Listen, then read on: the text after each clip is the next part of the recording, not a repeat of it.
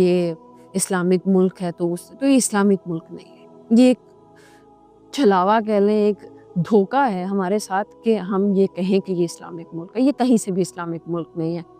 دنیا کے منافق ترین اور 2 نمبر ترین قسم کے لوگ اس ملک میں پائے جاتے ہیں۔ تو میں اب آپ کو اسلام کا کیا ڈیبیٹ دوں؟ کیا میرے سننے والوں کو اسلام سے فرق پڑتا ہے؟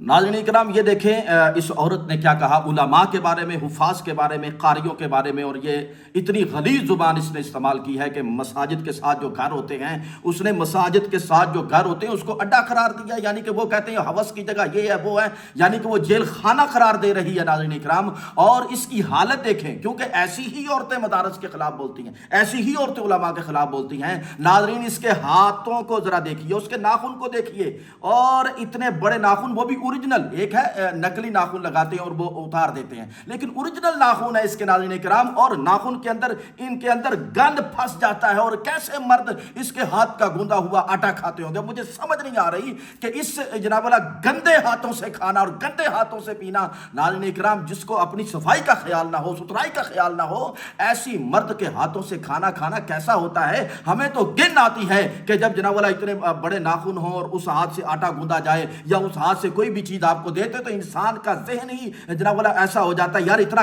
گند کھلا رہی ہے یہ عورت۔ اور واقعی میں سمجھ گیا جب میں نے اس کے ناخن دیکھے، میں نے کہا صفائی کا کوئی خیال نہیں، ستھرائی کا کوئی خیال نہیں، اس کو پاکی کا کوئی خیال نہیں، دین سے بالکل واقف نہیں ہے، قرآن سے بالکل دور ہے۔ ایسی عورتیں اگر مدارس کے خلاف بولے، علماء کے خلاف بولے، حافظوں کے خلاف بولے، قاریوں کے خلاف بولے تو مجھے کوئی دکھ نہیں ہے۔ اگر وہ بولتی کہ جو بالکل شریعت کے مطابق اس کے جناب والا ہاتھ ہوں، شریعت کے مطابق پڑتا ہو تو پھر تو بڑی بات تھی، لیکن مجھے ان کے ناخن کو دیکھا تو مجھے پتا چل گیا کہ اس کا تعلق ہی نہیں ہے صفائی اور ستھرائی کے ساتھ۔ اپنے مردوں کو گند کھلانے والی عورت ایسی ہی گند بکے گی۔ اس لیے سب سے پہلے اپنی طرف دیکھیں، آپ کے ناخن کیا کہہ رہے ہیں اور کس طرح آپ اپنے مردوں کو گند کھلا رہی ہیں۔ آٹا گوندتے ہوئے آپ کا گند آٹے کے اندر جاتا ہے اور تم وہی اپنے مردوں کو کھلاتی ہو، اور بات کرتی ہو مدارس عربیہ کی، بات کرتی ہو علماء کی، بات کرتی ہو حفاظ کی، بات کرتی ہو قاریوں کی۔ حضرات جی وقار، ایسی عورتوں سے خود بھی بچیں اور اپنے بچوں کو بھی بچائیں۔